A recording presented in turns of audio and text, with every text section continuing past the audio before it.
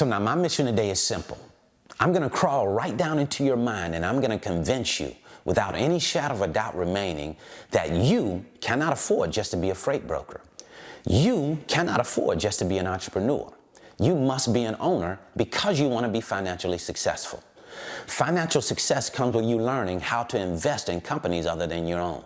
So in today's video, I'm going to show you how I've made over $39,000 in 2020 in passive income, and it had absolutely nothing to do with the freight brokerage. So now let's get into the business.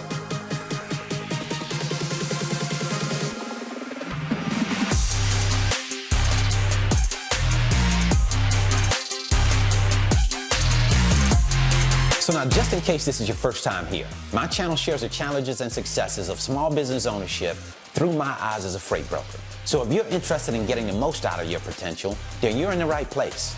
Make sure you do all of the good things. Hit that like button, then hit that subscribe button, and then hit that notification bell to make sure you don't miss anything. And if you want to know more about the freight broker business, you're not quite sure how it works, you want to see somebody else do the job, watch me move freight, talk to shippers, talk to carriers, then check out my free 5-video series titled How the Load Movement Process Works. Link in the description. So one of the questions that pops to mind sometimes when someone comes to speak to us about a topic is what qualifies this person to speak to me about this topic, especially when it concerns money. And what qualifies me to speak to you today about money is I started a portfolio just 2 years ago at $500. And I've grown that portfolio to over $250,000 in just a 2-year period of time. So I'm not someone who's just talking about investing. I'm someone who's doing it. So I want to give you a little backstory just to make sure you understand. About 6 years ago, I decided to set a goal to become a millionaire. And it wasn't just for the money and security that comes with being a millionaire, but more so about who I'm becoming, what I'm learning in the process.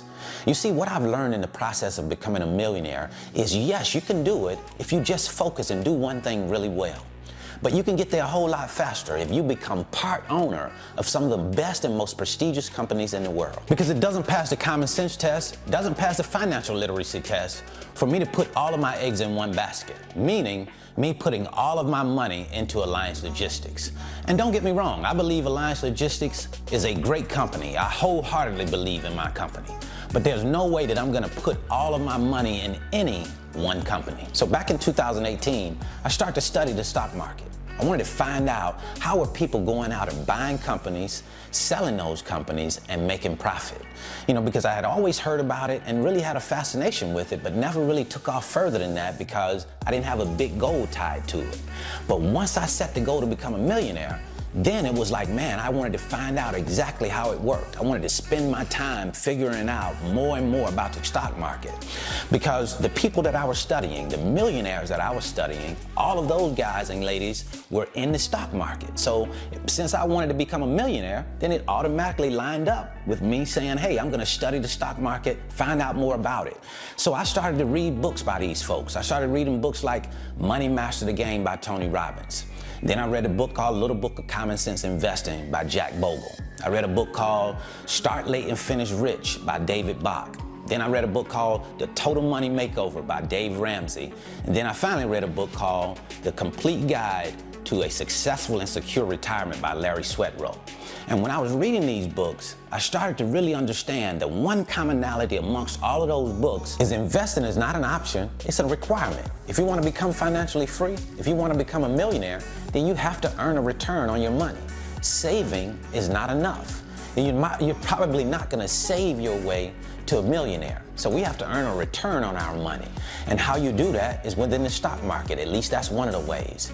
And I have been studying the stock market. I like it, I enjoy it, and it's not really hard. You know, a lot of people look at it and they talk about how difficult it is. Well, I think a lot of that is people try and talk over our heads and make it seem as if it's difficult when it's really as simple as 1, 2, 3 when we start to look at it. When we start to look at it for what it is, buying a company, selling a company, earning a profit. You know, of course, you don't always earn a profit. Sometimes you buy a company and it might not materialize. But I don't get into buying companies and selling them in the short term. I'm a long-term investor, so my investments have a long time to work out. When I buy something, I'm buying it to hold it for a long period of time. Now, yes, I dabbled in the stock market as far as buying and selling companies, or trading as they call it, but that's a very small percentage of my money. 90% of my money is in long-term investments, and I use investment vehicles like a personal Roth IRA, a Roth 401k, a traditional IRA, and a brokerage account. And then I go in and I set up ETFs and index funds within those investment vehicles. And then it's just about feeding the beast. And I know it, everybody has a strategy. You hear it all the time. This person has a strategy of how they invest. But the question is, what does your strategy produce? My strategy has produced $39,000 in the year of 2020. That's more than some people have made all year working on a job. And I'm not just telling you something I heard somewhere. I know there's a lot of people out there that do that. They just share something with you that somebody shared with them. They're not doing it, but they're suggesting that you do something. That's not who I am. I'm sharing with you something that I practice every single day because I believe in it, which is why I'm sharing it with you. And I didn't just come to tell you that I made $39,000 this year, although I'm happy about that. Give myself a pat on the back. You should do that sometimes as well. But I came here to let you know that you live in what is called or described as one of the richest countries in the world. And you have an opportunity to invest in some of the best companies that this world has ever seen. Now, you can do one of two things. You can take a look at the stock market, take a look at companies and say, hey, I'm interested in learning more. And I'm going to go in and I'm going to read about it. I'm going to study. I'm going to get with people who know about it. And I'm going to learn about the stock market so that I can put myself in a position to take advantage of investing in some of the best traded companies in the world. These are publicly traded companies giving you an opportunity to own parts of it. So either you take advantage of that opportunity or you don't. You have to decide that. But I want you to know that it's very, very important that you do take advantage of that opportunity. Once you learn the things that you need to learn in order to, give you the confidence to start investing in the stock market, I definitely think that is something you should do immediately. Because when we look at it, we got to look at this thing for what it is. When we're really trying to be financially free, when we're trying to build wealth, there are only so many vehicles you can build wealth through. There's only so many ways that you can gain a return on your money. The stock market is one of those ways. A business is one of those ways. Real estate is one of those ways. Cryptocurrency is one of those ways. Gold is one of those ways. What are you going to choose to do? You have to do something.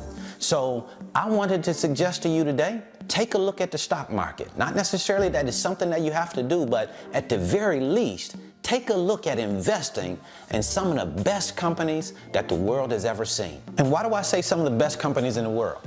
Well, because the S&P 500, which are the top 500 companies in the United States of America, has returned on average about 10% over the last 90 years. And yeah, I get it. Past performance does not equal future results, but it does equal past performance. It is historical data. So all we can do is take the data, take a look at it, and make decisions based on what has happened. Now, we know that doesn't mean that that's what will happen, but we know it has happened before. So there's a possibility that it could happen again. So you might say, hey, Brandon, that sounds all good, but what about the risk that comes with investing in the stock market? And what I say to that is, yes, there are risks in the stock market, just like there are risks with walking down the street tomorrow. We don't know what may happen. With the stock market may crash, and if it crashes and you sell, then you lose. But if you don't sell, you just hold on until it comes back, you don't lose. But yes, you could lose your money. It's not FDIC insured. It's about investing. So there's risks that come with it. But the bigger risk to you, I believe, is not investing. The bigger risk is going to work every day or working your business and just working on your business and trying to save money without investing money. Because we got to look at inflation. Inflation is about at 2.1%. So that means if you're gaining less than 1% on your money through a savings account, then inflation is eating your money up. So we can't just afford to save. We have to invest. The question is, what type of investing are you going to do? Not whether you're going to invest, but what type of investments are you going to make? And what if you decide to say, hey, Brandon, I'm still not convinced. I'm just not into saving and investing money. That's not my thing. I would rather spend my money like I want to spend it, enjoy my life in the way that I want to without being concerned about how much money I'm spending. I'm making good money. I'm okay with what I'm doing. What I want to remind you is that 78% of Americans live paycheck to paycheck, and 63% of Americans couldn't cover a $500 emergency with their savings account. So you have to decide, what is it that you want? Do you want to struggle financially for the rest of your life? Or do you want to be financially free? If you want to be financially free, it requires for some sacrifice right now. It requires that you make some good decisions now so that you can live the life that you want to live now and beyond. So now that's what I wanted to share with you today. I hope this information has been helpful. I want to leave you with this. Put this on your mind to think this over. You go to places like Walmart and you spend your money. You go to places like Amazon and you spend your money.